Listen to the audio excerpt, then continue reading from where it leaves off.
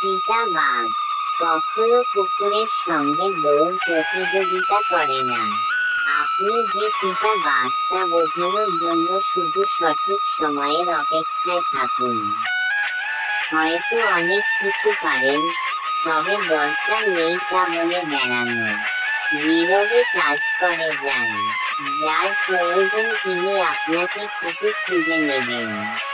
ডানে ইশারা করা উল্টো হাতের তর্জনী আপনি দুনিয়ার কাউকে বদলাতে পারবেন না, শুধু নিজেকে ছাড়া। আপাতত সেটাই করুন, নিজেকে বদলে ফেলুন, আর অন্তত দুজন অসহায় মানুষকে জীবনে প্রতিষ্ঠিত হতে সাহায্য করুন। সবাই এই নীতিতে বিশ্বাসী হয়ে কাজ করলে চারপাশের দুনিয়া এমনিতেই বদলে যাবে।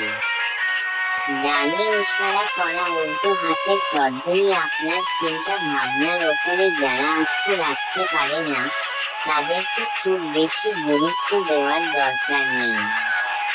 নিজের প্রতি বিশ্বাস রাখুন, এটাই আপনাকে সবার মাঝে বিশ্বাসী ও আস্থাভাজন করে তুলবে। স্রেফ সময়ের অপেক্ষা। ডানে ইশারা করা উল্টো হাতের তর্জনী জীবনটা বড্ড ক্ষণস্থায়ী, ভালো করারই সময় কম। মন্দ কাজ করার সুযোগ কই?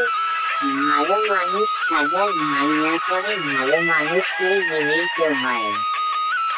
ডানে ইশারা করা উল্টো হাতের তর্জনী কেউ কেউ ইতিহাস গড়েন, বাকিরা সেই ইতিহাস পড়ে পরীক্ষায় পাশ করেন।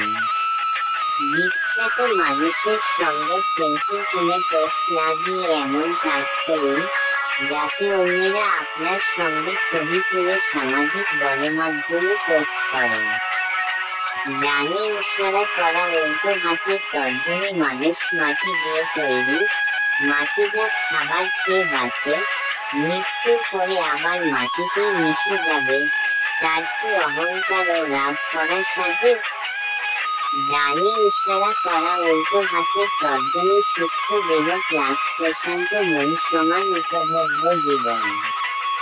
ডানে ইশারা করা উল্টো হাতের তর্জনী জ্ঞানীরা বলেন কেননা তাদের কাছে বলার মতো কিছু কথা আছে, আর মূর্খরা বলেন কেননা তাদেরও কিছু বলতে ইচ্ছে করে।